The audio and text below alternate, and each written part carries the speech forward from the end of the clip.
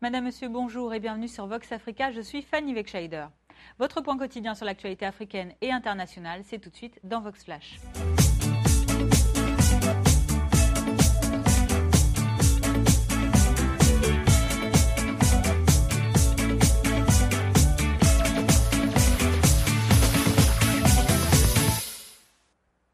Ouvrons notre flash information de ce mercredi 9 décembre en Afrique de l'Ouest. Le président de l'Assemblée nationale de Côte d'Ivoire, Guillaume Soro, n'est plus visé par un mandat d'amener en France. Nous vous le disions hier dans notre bulletin d'information, Guillaume Soro est poursuivi par la justice française suite à la plainte de Michel Gbagbo, le fils de l'ancien président ivoirien Laurent Gbagbo, pour enlèvement, séquestration, traitement inhumain et dégradant. Les faits reprochés auraient été commis lors de la crise post-électorale en 2011.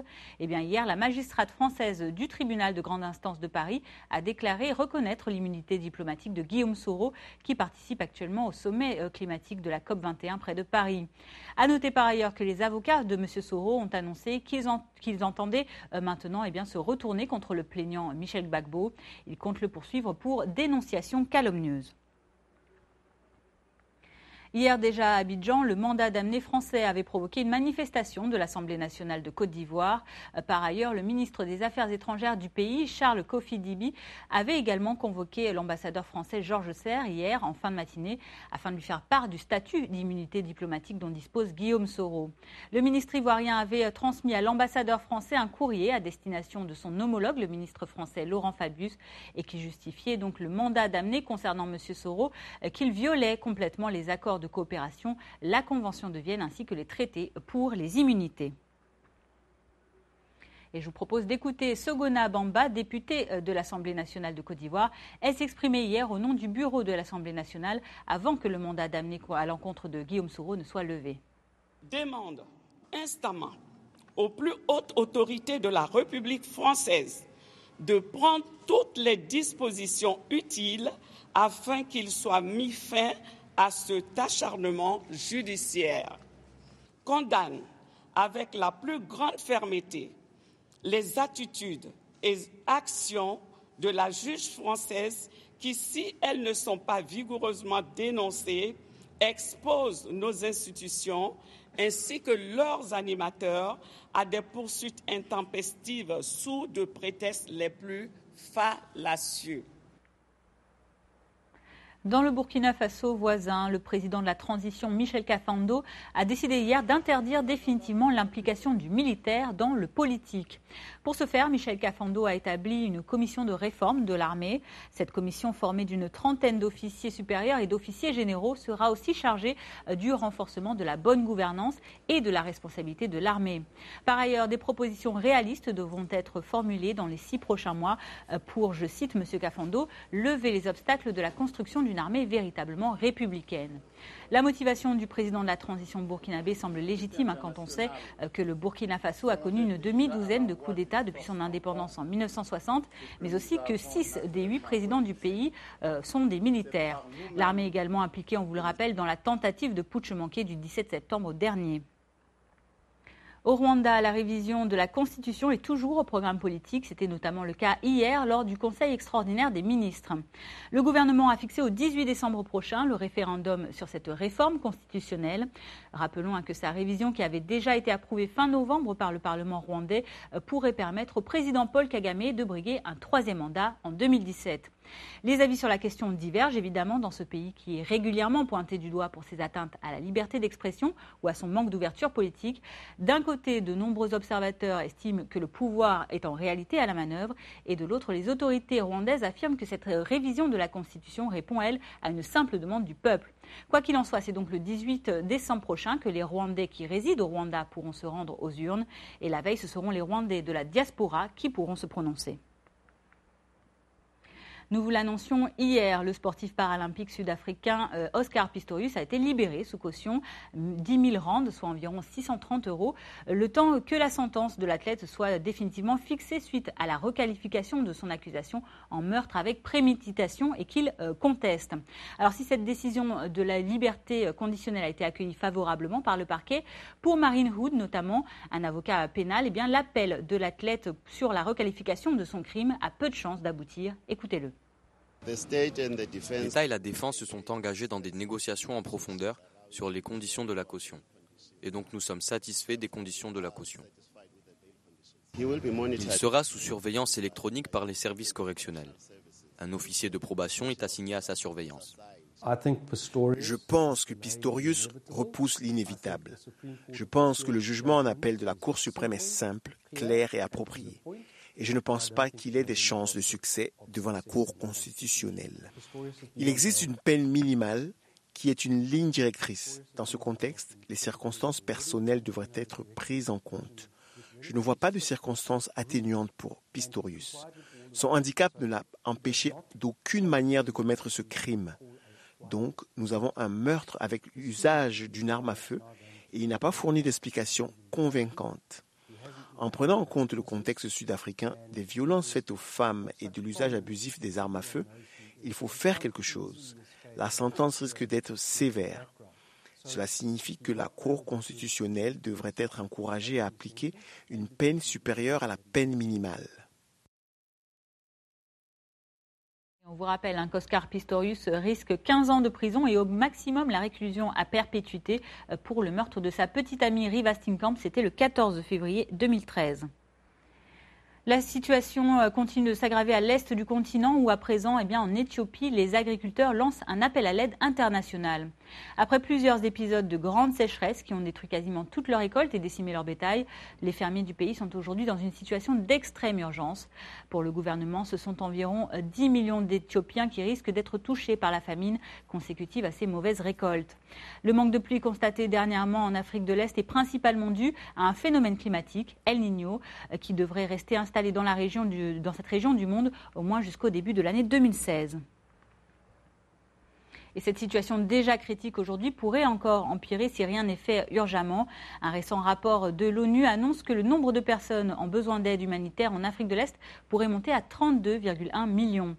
El Niño provoque des phénomènes différents selon les pays, des inondations comme au Kenya, en Somalie ou en Ouganda, ou alors des sécheresses comme au Soudan, en Érythrée, à Djibouti ou ici en Éthiopie. Je vous propose d'écouter ces déclarations d'agriculteurs éthiopiens. L'aide que nous avons reçue n'est pas suffisante pour nourrir les 8 membres de la famille pendant 15 jours. Nous sommes déjà exposés à la famine.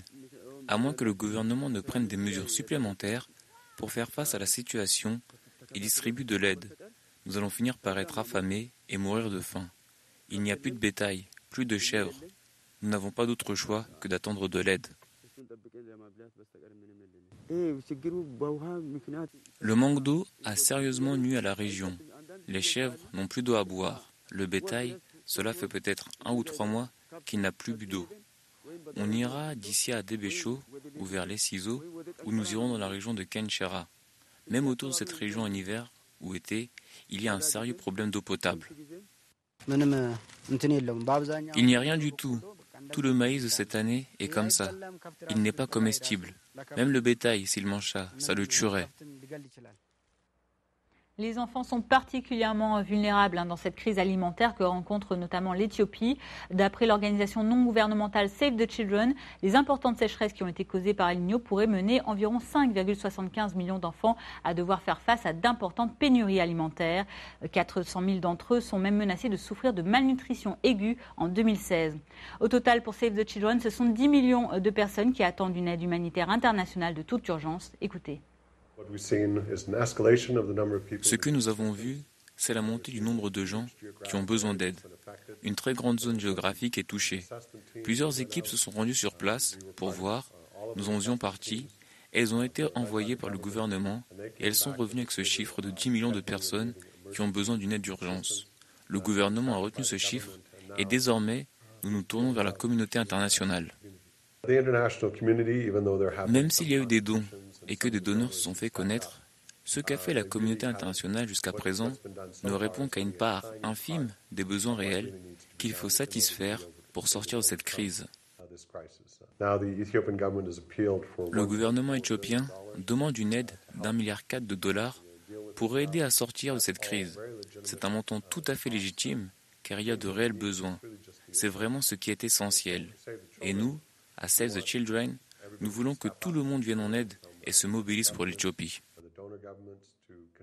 À l'international, alors que l'opposition de droite au Brésil vient de remporter hier une majorité de sièges au sein de la commission spéciale de l'Assemblée, le tribunal suprême vient de suspendre cette commission parlementaire qui est notamment chargée d'examiner la demande de destitution de la présidente de gauche Dilma Rousseff.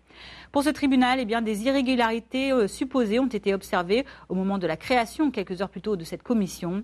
La mesure sollicitée par le PCdoB, le Parti communiste brésilien, suspend notamment la procédure de destitution contre Mme Rousseff jusqu'au 16 décembre. C'est ce jour que le tribunal se réunira en session plénière pour étudier ou non la validité de cette procédure.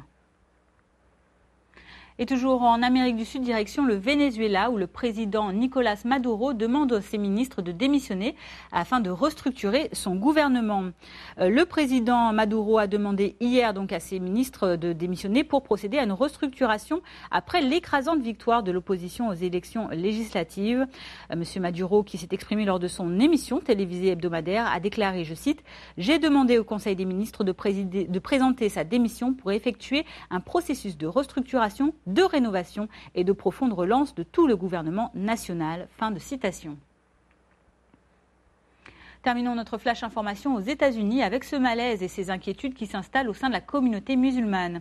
Les musulmans américains craignent en effet une montée de racisme qu'il semble d'ailleurs de plus en plus pressant. Un rejet alimenté par les récents attentats à Paris mais aussi à San Bernardino en Californie, ainsi que la proposition surtout de Donald Trump de fermer les frontières américaines aux musulmans. Reportage.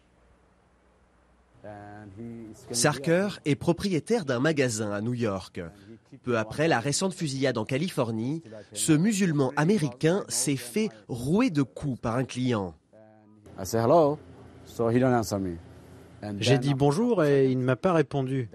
Quelques secondes plus tard, il m'a mis un coup de poing à la tête et au moment où je tombais, il m'a dit « Moi, je tue les musulmans ».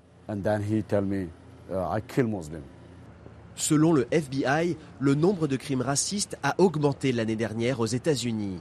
Après les attentats commis par le groupe EI à Paris, un chauffeur de taxi musulman s'est fait tirer dessus le jour de Thanksgiving et une tête de cochon a été retrouvée devant une mosquée de Philadelphie. Certains appellent les autorités locales à la vigilance. Nous demandons au procureur de ne pas exclure la possibilité d'un crime raciste en cas d'attaque, de ne pas simplement dire qu'il s'agissait d'une altercation entre deux personnes, mais que peut-être l'intention de cette personne était de lui faire du mal, car elle était musulmane. Près de 3 millions de musulmans vivent aux États-Unis. Un grand nombre a fui les violences dans leur pays d'origine. Fin novembre, Donald Trump avait affirmé qu'ici, dans le New Jersey, des musulmans avaient fêté en 2001 les attentats du 11 septembre. Mais récemment, il a tenu des propos plus virulents encore. Donald Trump appelle à l'arrêt total et complet de l'entrée des musulmans aux États-Unis jusqu'à ce que les élus de notre pays comprennent ce qui se passe. Pour Ahmed, ce discours ne fait qu'alimenter le ressentiment envers les musulmans. Il ne devrait pas dire ça, car il donne le droit aux gens de faire du mal à notre communauté. Je le supplie de mettre un terme à ces accusations. Décriés jusque dans son propre camp, les propos de Trump ont provoqué un tollé. Mais pour certains musulmans, le mal est déjà fait. Ils s'inquiètent aujourd'hui d'une possible montée de haine envers leur communauté. Voilà, c'est la fin de ce Vox Flash du mercredi 9 décembre. Merci à vous de l'avoir suivi. Je vous donne rendez-vous demain jeudi pour votre point quotidien sur l'actualité. En attendant, je vous souhaite une excellente journée. À bientôt.